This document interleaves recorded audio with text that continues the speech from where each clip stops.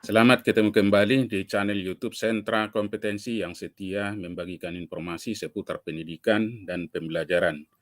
Bapak Ibu yang berbahagia, kali ini kita akan membahas persiapan awal tahun ajaran baru 2022-2023 sekaligus menyambut penerapan kurikulum Merdeka. Tentu bagi sekolah yang sudah menerapkan kurikulum ini, khususnya sekolah penggerak, persiapan ini tinggal melanjutkan lagi.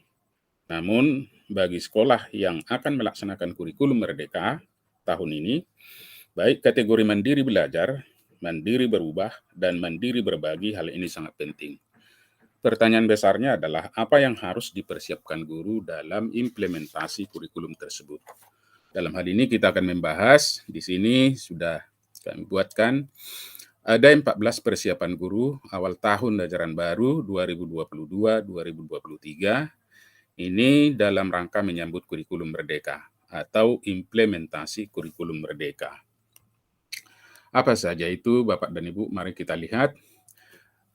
Pada prinsipnya persiapan guru kita hanya seputar 3 ya, yaitu adanya perangkat ajar, kalau dulu ini adalah perangkat pembelajaran, kemudian kita memahami nantinya dan boleh melaksanakan pembelajaran paradigma baru, kemudian adalah pelaksanaan penyusunan dan pelaksanaan asesmen.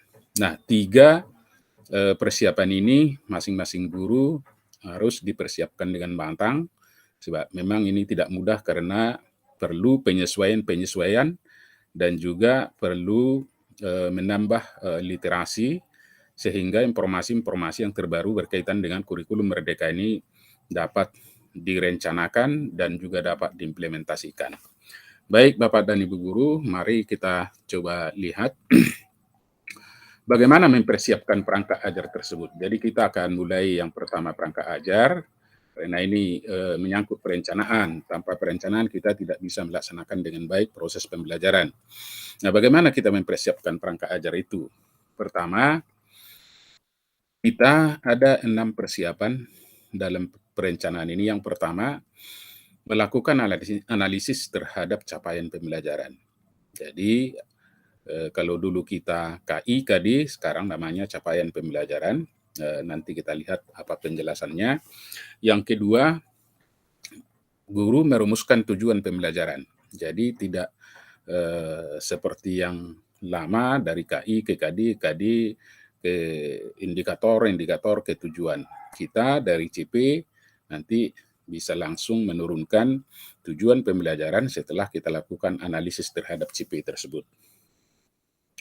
Kemudian yang ketiga adalah menyusun alur pembelajaran, yaitu ATP. Alur ini kami perbaiki, alur tujuan pembelajaran atau ATP. Nah, yang keempat adalah mempersiapkan asesmen diagnostik atau materi tes prasyarat, baik itu yang bersifat kognitif maupun non-kognitif. Kemudian ada penyusunan atau menyusun modul ajar, ini pengganti daripada RPP, dan ini yang paling penting karena inilah dokumen yang harus kita pegang dalam melaksanakan proses pembelajaran maupun penilaian. Yang keenam adalah menyusun bahan ajar. 6 dokumen ini atau persiapan ini harus betul-betul dilakukan oleh guru sehingga mampu nanti menerapkan kurikulum Merdeka itu di depan kelas, tentunya secara bertahap. Nah, cara membuat dokumen tersebut bagaimana? Nah, tentunya itu yang menjadi pertanyaan. Nah, yang pertama sekali kita memperoleh atau miliki capaian pembelajaran yang bisa kita ambil dari keputusan Kepala Badan Standar Kurikulum dan Asesmen Pendidikan Kementerian Pendidikan, Kebudayaan, Riset dan Teknologi nomor 08 HKR 2022. Ini boleh di-download dan saya kira sudah tersedia di grup WhatsApp itu masih banyak dan juga boleh diminta dari sekolah. Setelah itu baru kita lakukan nanti analisis CP. Nah, analisis CP ini contoh format dan tidak begitu mengikat. Jadi capaian pembelajaran kita isikan yang kita ambil dari BSKA tadi. Kemudian dari capaian pembelajaran itu kita identifikasi kompetensi. Jadi kita isikan. Kita ingat Bapak dan Ibu, ketika kita bicara soal kompetensi selalu ada pengetahuan, kemudian keterampilan dan sikap. Kemudian kita isikan konten, itu ruang lingkup materi yang akan kita berikan, kita belajarkan kepada peserta didik. Kemudian juga kita identifikasi nanti dimensi profil pelajar Pancasila. Ada 6 dimensinya. Kemudian berdasarkan kompetensi, kemudian ada konten, sudah ada dimensi profil pelajar Pancasila. Kita rumuskanlah nanti tujuan pembelajaran. Nah, setelah itu dari masing-masing tujuan pembelajaran akan kita urut nanti yang kita sebut dengan alur tujuan pembelajaran. Jadi diurutkan secara linear, kemudian dilihat kaitan-kaitan antara tujuan pembelajaran satu dan tujuan pembelajaran lainnya.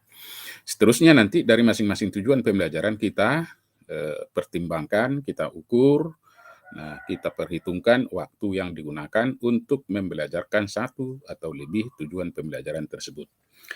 Nah, nanti yang kita isi di kompetensi, perlu kita mengingat kembali taksonomi Bloom yang berkaitan dengan proses kognitif, mulai C1, C2, C3, C4, C5, C6, yaitu sampai mencipta, sehingga kita tahu nanti kira-kira target kompetensi yang harus dicapai anak kita ini seperti apa. Karena kita ketahui tidak ada lagi KKM, sehingga di dalam hal melaksanakan remedinya nanti kita akan melihat pencapaian tujuan. Tentu pencapaian tujuan akan dilihat dari tingkat kompetensi menurut taksonomi Bloom yang sudah diperoleh anak didik kita tersebut. Kemudian di dalam kompetensi, di dalam penulisan berkaitan dengan konten nanti harus kita perhatikan urutan-urutan daripada kontennya atau dimensi pengetahuan, yaitu faktual, konseptual, prosedural, dan metakognitif. Selanjutnya, kita akan tetap menerapkan apa yang kita sebut 4C, yaitu berpikir kritis, kemudian kreatif, komunikatif, dan kolaboratif. Nah, di dalam konten, kita isikan saja nanti ruang lingkupnya, kemudian dimensi profil pelajar Pancasila, ya ada 6 dimensi, tetapi bukan hanya 6 dimensi, kita perhatikan, kita lihat lagi elemen dari dimensi tersebut. Jadi ketika capaian pembelajaran ada sikap atau bagian dari profil Pancasila itu, nah itu dimensi, termasuk dimensi apa dan elemennya seperti apa. Nah ini yang disebut dengan analisis capaian pembelajaran. Format ini tidak mengikat, bisa dikembangkan, bisa juga langsung dibuat ATP-nya di sini sehingga tinggal memindahkan. Namun untuk sederhananya ya cukup saya kira yang 5 kolom ini. Setelah kita lakukan analisis terhadap capaian pembelajaran, maka nanti kita merumuskan tujuan pembelajaran. Nah, tujuan pembelajaran itu selalu ada 3 di sana yang harus diperhatikan. Pertama ada kompetensi, yang kedua ada konten, yang ketiga ada variasi. Walaupun di dalam perkembangannya, karena kita masih bertahap, untuk variasi memang tidak harus dipaksakan dulu. Jadi yang penting tujuan pembelajaran itu sudah ada, memiliki kompetensi dan konten itu yang paling utama. Variasi boleh dibuat dan boleh tidak. Nah, di dalam kompetensi kita harus menggunakan KKO. Kemudian konten harus kita perhatikan tingkatan materi, itu tadi mulai dari faktual, konseptual, prosedural, dan metakognitif. Sedangkan variasi itu berkaitan dengan 4C, critical thinking, collaborative communication, dan kreatif. Nah, contoh misalnya seperti ini. Menyajikan solusi untuk menangani perubahan kondisi dalam permukaan bumi akibat faktor manusia ini dalam geografi. Nah, penulisan tujuan pembelajaran bisa juga diawali dengan peserta didik atau siswa, tapi tidak harus. Yang penting ada kompetensi, yaitu menyajikan. Nah, ini harus kita lihat nanti di mana C berapa ini, karena ini yang harus dituju. Kemudian, ruang lingkup materinya itu perubahan kondisi dalam permukaan bumi. Nah, inilah yang disebut dengan konten. Sedangkan variasi untuk menjadikan anak ini berpikir kritis ada akibat faktor manusia. Nanti akan ketika ini dibelajarkan, akan ada anak ini dia berpikir kritis dan kreatif melihat apa yang faktor-faktor dari ditinjau dari seluruh manusia yang membuat kondisi perubahan permukaan bumi ini. Nah, ini variasinya. Jadi ini contoh salah satu dari perumusan tujuan pembelajaran. Setelah kita rumuskan tujuan pembelajaran, baru nanti ada namanya alur tujuan pembelajaran. Ini tertinggal alur tujuan pembelajaran atau ATP. Nah, alur tujuan pembelajaran ini, atau memang kadang disebut ini alur pembelajaran, tapi adalah rangkaian tujuan pembelajaran yang tersusun secara sistematis. Jadi sistematis terencana dan logis ya menurut waktu ya, menurut tingkatan-tingkatannya. Jadi logis dia di dalam fase secara utuh dan menurut urutan pembelajaran sejak awal hingga akhir satu fase. Jadi kita ketahui Bapak dan Ibu diulang kembali melihat fase yang dimulai dari fase A yaitu kelas 1 dan 2, fase B kelas 3 dan 4 dan seterusnya. Kalau di SMA hanya 2 fase yaitu fase E dan fase F. Kemudian alur ini disusun secara linear, jadi lurus dia sebagaimana urutan kegiatan pembelajaran yang dilakukan dari hari ke hari untuk mengukur CP. Jadi ini tangga sebenarnya secara bertahap sampai nanti mencapai capaian pembelajaran. Jadi tidak boleh tumpang tindih, harus dilihat urutan-urutannya sehingga nanti bisa sampai dia ke CP. Nah, kalau sempat terbalik urutan-urutannya itu lagi tidak benar. Misalnya aturan ada materi yang sangat dasar atau esensial, taunya itu kemudian diberikan setelah ada materi-materi selanjutnya itu kurang tepat. Maksudnya ada materi itu memang yang pendekatannya secara hierarki. Contohnya konsep B tidak bisa dipahami sebelum konsep A. Nah, memang walaupun ada materi itu yang pendekatannya juga sipural, yang tidak begitu memperhatikan jenjang urutan-urutan materi. Nah, ini yang disebut dengan alur tujuan pembelajaran. Jadi kita bisa namai TP1, TP2, TP2, TP3, dan nanti sampai akhir fase di kelas 1, umpamanya kalau di SD ya, dan kemudian diawali lagi nanti dari awal fase di kelas 2. Nah, mari kita lihat penjelasannya. Langkah-langkah menyusun alur tujuan pembelajaran itu pertama, tadi lakukan analisis CP pada fase tertentu sudah, yaitu kita ambil CP-nya, kemudian kita analisis. Kemudian kita lakukan identifikasi kompetensi sudah, yaitu mengenali kompetensi apa yang harus target pencapaian anak. Kemudian kita rumuskan tujuan, setelah itu kita identifikasi lagi dan sub elemen profil Pancasila sudah. Kemudian baru kita susun tujuan pembelajaran itu secara linear atau urutan kegiatan. Baru nanti kita buat di awal fase A umpamanya tujuan pembelajaran 1, kemudian tujuan pembelajaran 2, tujuan pembelajaran 3. Bisa saja nanti urutannya ini ada tujuan pembelajaran yang saling terkait. Nah, saling terkait materinya juga sehingga bisa didekatkan. Nah, itu penamaan indeks 1, 2, 3 dilihat dari keterkaitan antar materi dan juga target yang dicapai. Nah, kemudian nanti akhir fase A umpama baru kita kembali lagi nanti ke fase A untuk kelas 2. Ini kan kelas 1 untuk kelas 2. Dan selanjutnya ini contoh ya. Nanti dan Ibu dibaca lagi panduan penyusunan alur tujuan pembelajaran. Nah, apalagi yang mau kita persiapkan? Kemudian kita persiapkan lagi yang kita sebut dengan asesmen diagnostik. Ini ada 2, ada diagnostik kognitif dan juga ada tes asesmen diagnostik non kognitif. Ini tersendiri dilihat dari YouTube, ini tidak nampak ada YouTube, nanti akan kami sertakan link di deskripsi video ini. Kemudian yang kelima, kita membuat modul belajar. Nah, Modularizar ini pengganti RPP, tapi tidak berarti kalau Bapak dan Ibu masih mau membuat RPP, boleh-boleh saja, ya. Tetapi juga harus dimiliki modul ajar. Nah, supaya lebih teknis diturunkan lagi ke RPP, itu boleh-boleh saja. Nah, jadi dokumen atau perangkat ajar yang disebut di kurikulum Merdeka itu sebenarnya yang pertama adalah memiliki modul ajar. Ini yang paling utama. Yang kedua adalah perangkat buku pelajaran, buku paket. Jadi yang dua ini sebenarnya yang disebut perangkat ajar.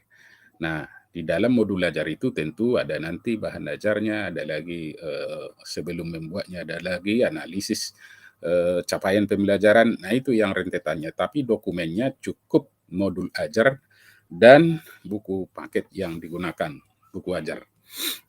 Nah, kita lihat modul ajar ini dibagi tiga.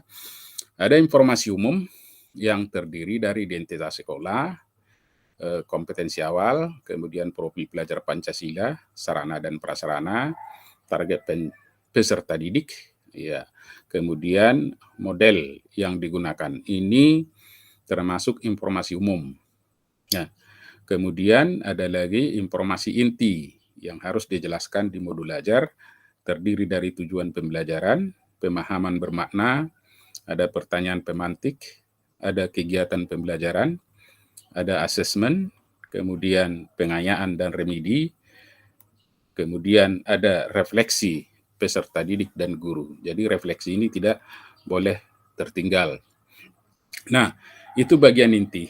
Jadi bagian lampiran ada lagi lembar kerja peserta didik atau LKPD atau LKS apalah namanya, tetapi lembar kerja untuk siswa. Kemudian bahan bacaan guru dan peserta didik disertakan. Kemudian ada glosarium dan yang terakhir adalah daftar pustaka. Ini ada satu tertinggal, daftar pustaka. Kemudian sistematika ini boleh dikurangi atau ditambah, tetapi disarankan bahwa bagian kegiatan inti ini ya dipertahankan karena ini menjadi inti di dalam proses pelaksanaan pembelajaran dan juga asesmen. Nah, inilah modul ajar, lengkapnya bisa ditonton di dalam video modul ajar di channel YouTube ini, di sentra kompetensi ini, untuk lebih paham kita tentang penyusunan modul ajar. Nanti linknya akan kami sertakan. Kemudian persiapan bahan ajar, kita ketahui bahan ajar itu bisa bahan ajar cetak, bisa bahan ajar non cetak. Misalnya bahan ajar cetak adalah LKPD, presentasi, diktat modul, dan sebagainya. Kemudian bahan ajar non cetak bisa juga video, tape recorder, LMS, internet, dan CD, dan sebagainya. Nah, ini disertakan sebenarnya bagian yang tidak terpisahkan dari modul ajar. Nah, ini kalau memang LKPD ya dilampirkan, lampiran daripada modul ajar. Nah, Bapak dan Ibu, itulah perencanaan yang harus dimiliki dan harus dilakukan oleh guru sehingga sukses dalam menerapkan kurikulum Merdeka Belajar di dalam kurikulum Merdeka. Tentunya ini tidak mudah, secara bertahap, itu bisa dipelajari oleh Bapak dan Ibu. Tentu gambaran secara umum yang pasti 6 persiapan ini harus kita lengkapi sebelum kita menerapkan kurikulum Merdeka tersebut. Kemudian apa yang harus dipersiapkan dalam pembelajaran paradigma baru? Nah, ada beberapa hal yang harus kita pelajari. Kalau tadi di perencanaan, ini pelaksanaan. Nah, dengan pembelajaran paradigma baru. Ada 5 persiapan pembelajaran ini. Pertama, harus memahami atau guru memahami konsep pembelajaran paradigma baru.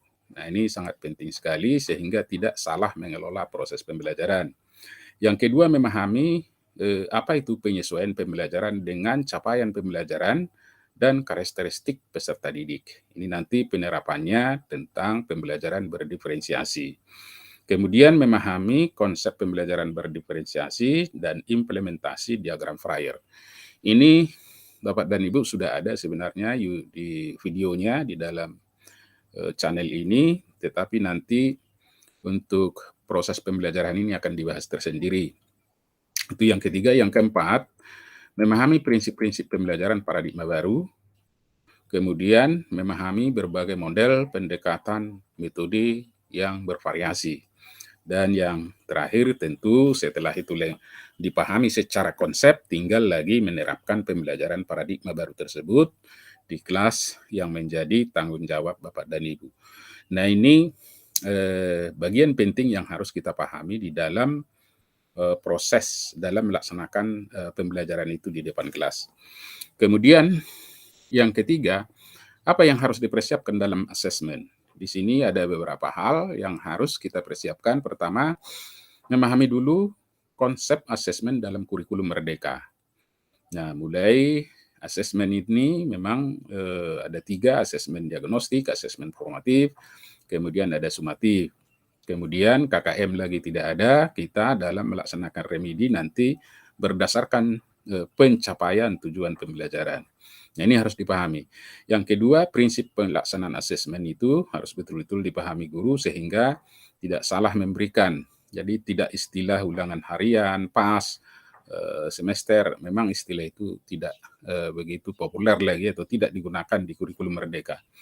Kemudian kita mampu nanti menyusun asesmen, baru melaksanakan asesmen. Tentu 1, 2, 3 ini yang sangat penting dipersiapkan dulu secara keilmuan, baru setelah itu dapat nanti melaksanakan asesmen. Nah, untuk pelaksanaan pembelajaran kurikulum Merdeka dan pelaksanaan asesmen nanti akan bisa Bapak Ibu tonton di video bagian 2 dalam persiapan guru. Nah, demikian kira-kira perjumpaan kita di dalam diskusi ini. Terima kasih, sampai jumpa lagi nanti di bagian 2. Bapak dan Ibu silahkan di-subscribe supaya video-video selanjutnya dapat nanti dilihat atau ditonton sehingga bisa menambah informasi kita terhadap pendidikan. Selanjutnya nanti akan kami sertakan link-link yang diperlukan untuk bisa memperhatikan misalnya penyusunan modul, kemudian asesmen. Sebenarnya sudah ada videonya dan linknya nanti disertakan di video ini. Sekali lagi saya ucapkan terima kasih dan salam sehat buat kita semua.